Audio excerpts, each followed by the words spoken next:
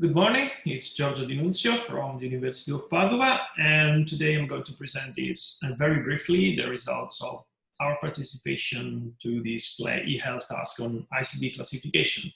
So according to our tradition in this task, we study reproducibility frameworks to explain every step of the pipeline in order to produce easy to understand classifiers that hopefully perform well.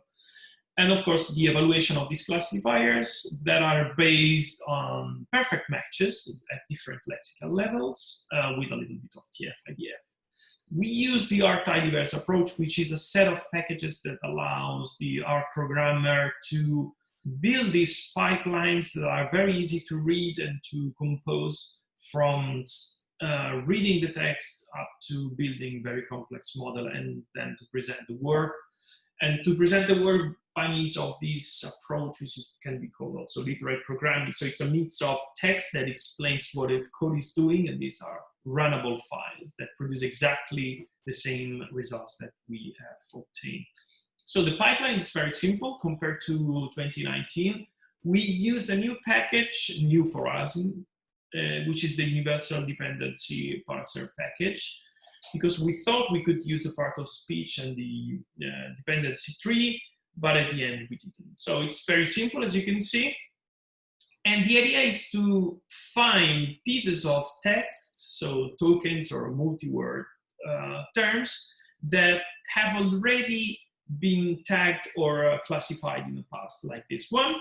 Then you count how many of them are in a document. So for example, the disease code R69 is in this document 199 times, and then you classify this document according to these classes.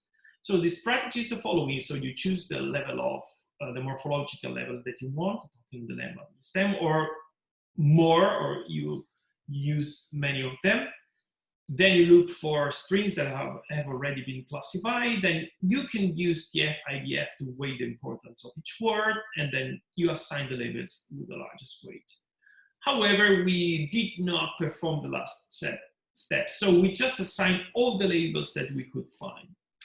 So experimentally, as you can see, we started from only tokens to tokens, lem, and stem, and then other approaches that are described in the paper. And as you can see, the more things you add, the higher the recall. And of course, we reduce at the same time precision. So overall, the results were not bad, in the sense that, considering that we have not filtered any category, we obtain a very high recall, which of course, this is the reason. The reason of the high recall is this lack of threshold, but the precision is not bad, in the sense that in the future, so I will skip directly to the final slide. In the future, we want to study an optimization strategy to set the optimal threshold to limit the number of categories. In this sense, we should improve precision, maintaining a good recall. And use, of course, instead of just tokens, n-grams or embedding, so vector of words for richer representation. But at the end, we were reasonably satisfied with this, very easy to implement and reproduce. You can reproduce our code. We have the link to the GitHub repository in the paper. The computational cost, of course, is very, very limited, because it's just string searching, and could be also improved with a little bit of code rewriting. And it was simple enough, but performed also reasonably well, which is our aim, as usual. It's to be in the average median area, and we were satisfied with that. So thank you, and if you have any question, I'm happy to answer that.